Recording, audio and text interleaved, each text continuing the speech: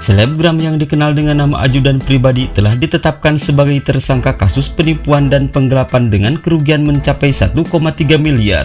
Kasus bermula saat Ajudan Pribadi menawarkan penjualan 2 unit mobil kepada korban berinisial AL. Korban diketahui merupakan seorang pengusaha. Saat itu, Ajudan Pribadi menawarkan mobil Toyota Land Cruiser tahun 2019 seharga 400 juta dan Mercedes-Benz tahun 2021 dengan harga 950 juta. Setelah korban menyetujui dan menyepakati tawaran penjualan mobil tersebut, maka korban AL mentransfer uang ke rekening. Korban pertama kali mentransfer uang kepada Ajudan Pribadi pada 2 Desember 2021 sejumlah 400 juta untuk pembelian mobil Toyota Land Cruiser. Kemudian korban kembali mengirim uang sebesar 750 juta pada 6 Desember 2021 untuk pembayaran mobil Mercedes-Benz. Sisanya sebesar 200 juta kemudian ditransfer oleh korban pada 14 Desember 2021. Namun setelah seluruh uang pembelian itu dikirim, 2 unit mobil yang mestinya diterima oleh korban tak kunjung diserahkan oleh Ajudan Pribadi.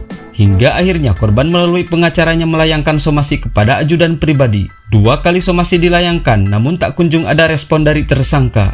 Korban berinisial AL lantas melaporkan Ajudan Pribadi ke Polres Metro Jakarta Selatan pada 19 November 2022. Dari laporan itu, polisi melakukan penyelidikan dengan meminta keterangan dari berbagai pihak, termasuk pelapor hingga Ajudan Pribadi selaku terlapor. Namun Ajudan Pribadi tak pernah memenuhi panggilan. Kendati demikian, dalam proses ini penyidik telah menemukan unsur pidana hingga kasus ini ditingkatkan ke penyidikan.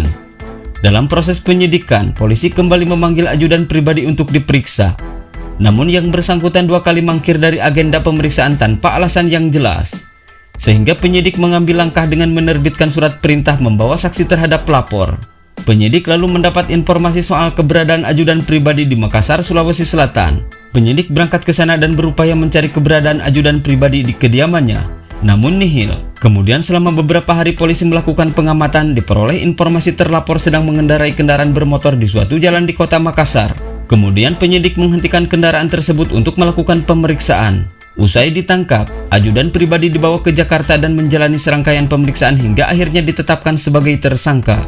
Dalam kasus ini, Ajudan Pribadi dijerat pasal 378 KUHP tentang penipuan dan atau pasal 372 KUHP tentang penggelapan dengan ancaman pidana 4 tahun penjara. Polisi pun telah menahan Ajudan Pribadi usai berstatus sebagai tersangka, sebab dikhawatirkan yang bersangkutan akan mempersulit proses penyidikan.